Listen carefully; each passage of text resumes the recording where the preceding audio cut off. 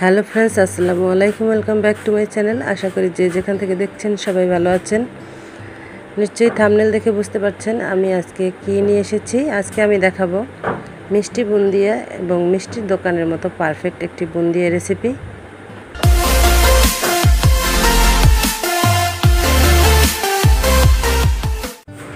আশা করি ভিডিওটা আপনারা শুরু থেকে শেষ পর্যন্ত দেখবেন এবং একটু মিস করবেন না, তাহলে কিন্তু টিপস অ্যান্ড ট্রিক্সগুলো মিক্স হয়ে যাবে। বুন্দিয়া বানাতে আমাদের প্রথমে যেটা লাগবে সেটা হলো বেসন, আর বেসনগুলো আমি একটু চেলে নিচ্ছি, কারণ চেলে না নিলে এর মধ্যে ময়লা থাকে বা দলা বেঁধে থাকে। তো এভাবে ভালোভাবে চালনি দিয়ে চেলে নিলে এর ময়লাগুলো এবং দলাগুলো ভেঙে যায়। তো আমার এই বেসনের মধ্যে খুব একটা ময়লা ছিল না, তারপরেও আমি চেলে নিয়েছি। তো শুরুতে আপনাদের বলে রাখি, আমি কিন্তু এখানে 1 কাপ বেসন নিয়েছি, আর এই 1 কাপ বেসন দিয়েই আমি কিন্তু বুন্দিয়া বানাবো, একদম পারফেক্ট মিষ্টির দোকানের মতো। দেখতে পাচ্ছেন আমার বেসনগুলো কিন্তু চালা হয়ে গেছে। এখন আমি এর মধ্যে দিয়ে দিলাম 1/2 চামচ লবণ, আর যেই কাপ দিয়ে মেপে আমি বেসন নিয়েছি ঠিক ওই কাপ দিয়ে মেপে আমি 1 কাপ পরিমাণে পানি নিয়েছি। সেটা আমি অল্প অল্প করে এই বেসনের মধ্যে মিশাবো আর নাড়তে থাকবো এই হ্যান্ড উইক্স দিয়ে। আপনারা চাইলে হাত দিয়েও করতে পারেন, তবে হ্যান্ড উইক্স দিয়ে করলে আমার কাছে মনে হয় তাড়াতাড়ি হয়, ভালো হয়।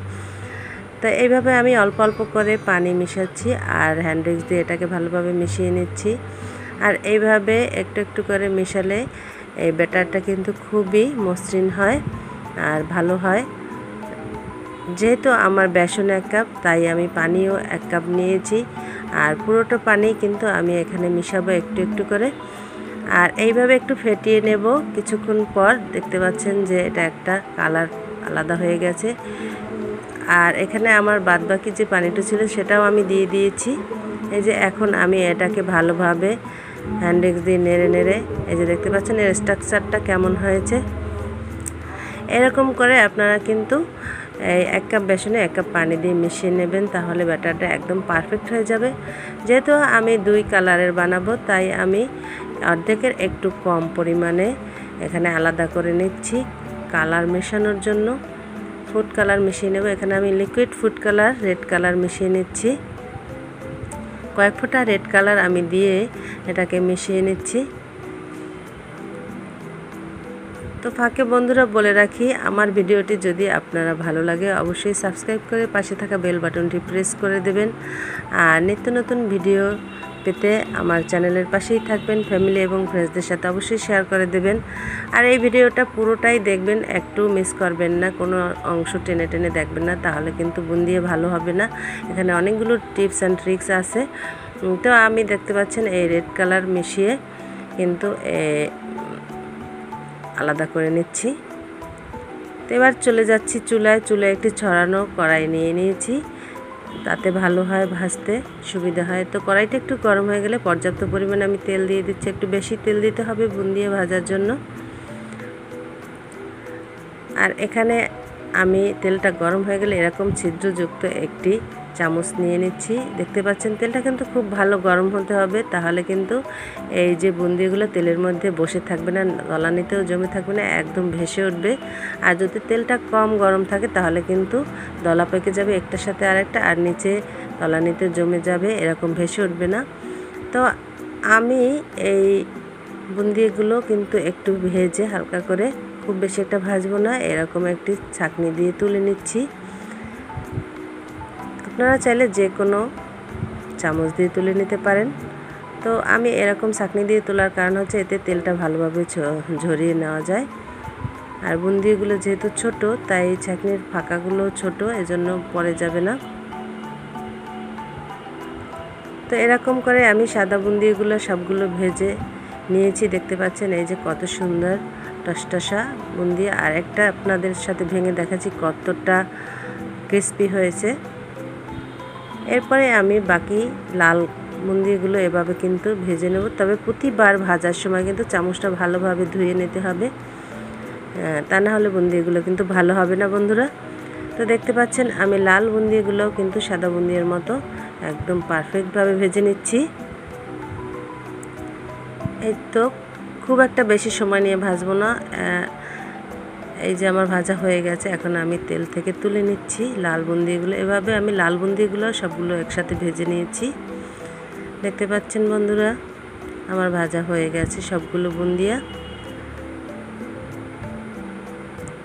এখন এগুলো আমি ভালোভাবে মিশিয়ে নেব, দুই কালারের বুন্দিয়া একসাথে। আমার বুন্দিয়াগুলো কিন্তু খুবই সুন্দর এবং পারফেক্ট হয়েছে। এরপরে আমি চুলায় আরেকটি প্যান বসিয়ে দেব। আর এখানে যেহেতু আমি 1 কাপ বেসন নিয়েছি, তাই আমি ওই কাপেরই 1 কাপ চিনি নিয়ে নেব। তো আর নেব 1 কাপ পানি। সব কিছু সম পরিমাণে নিতে হবে, তা না একটু এদিক ওদিক হয়ে গেলে কিন্তু বুন্দিয়াগুলো আর ভালো হবে না। তো চিনিটা গলা অবধি আমি অপেক্ষা করব। আর এই যে সুগার সিরাপটা কিন্তু আমি খুব একটার বা দুটার করব না, শুধুমাত্র এটা গলা অবধি আমি অপেক্ষা করব। তবে এই সুগার সিরাপটা কিন্তু একটু ঘন হবে। তো সুগার সিরাপটা কিন্তু হয়ে গেছে আমার, এই যে চিনিগুলো গলে গেছে দেখতে পাচ্ছেন। তো এ পর্যায়ে আমি এই চিনিটার মধ্যে যাতে জমাট বেঁধে না যায়, বুন্দিয়ে দেওয়ার পর শক্ত হয়ে না যায়, এজন্য এই যে দেখতে পাচ্ছেন আমি কিন্তু এটাকে একতার বা দুতার করিনি, এটা ঘন সিরাপ করে নিয়েছি। তো যেটা বলছিলাম যে যাতে দলা পেকে না যায়, জমাট বেঁধে না যায়, এজন্য এক টুকরো একটা লেবুর স্লাইস কেটে নিয়েছি। আর সেখান থেকে 1/2 চামচ পরিমাণে লেবুর রস দিয়ে দিচ্ছি। এতে সিরাপটা আর শক্ত হয়ে যাবে না। তো এখন আমি আমার ভেজে রাখা বুন্দিগুলো এই সিরাপের মধ্যে ঢেলে দিচ্ছি। আমি কিন্তু চুলাটা বন্ধ করে দিয়েছি, তার কারণ হচ্ছে চুলা বেশিক্ষণ জ্বালিয়ে রাখলে কিন্তু এই সিরাপটা ঘন হয়ে যাবে আর বুন্দিয়াগুলো ভালোভাবে ভিজবে না।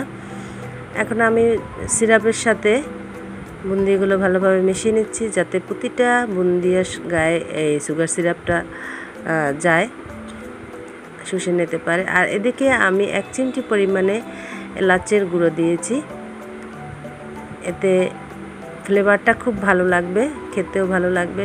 তো এইভাবে এলাচের গুঁড়োটাও আমি মিশিয়ে দিয়ে একটা ঢাকনা দিয়ে চুলার উপরেই রেখে দেব ঢেকে 1 ঘন্টার জন্য। ফিরে এলাম 1 ঘন্টা পর। দেখতে পাচ্ছেন আমার বুন্দিয়া কিন্তু একদম রসে ভরা টইটুম্বুর হয়ে গেছে, টসটসে দেখাচ্ছে এই যে। আর একটু কিন্তু সুগার সিরাপ এক্সট্রা নেই, পুরোটা সুগার সিরাপ কিন্তু বুন্দিয়াগুলো একদম শুষে নিয়েছে। তো এভাবে পারফেক্ট দোকানের মতো বুন্দিয়া বানাতে আমার এই ভিডিওটা পুরো দেখবেন বন্ধুরা, আর দেখবেন অবশ্যই কিন্তু পারফেক্ট হয়ে যাবে আপনাদের বুন্দিয়াও আমার মতো। তো দেখতে ভুলবেন না, এটি লাইক দিতে ভুলবেন না, শেয়ার করতে ভুলবেন না। আশা করি আমার ভিডিওগুলোর পাশেই থাকবেন, আমার চ্যানেলের পাশেই থাকবেন। আজকে এখানেই বিদায় নিচ্ছি, সবাই ভালো থাকবেন।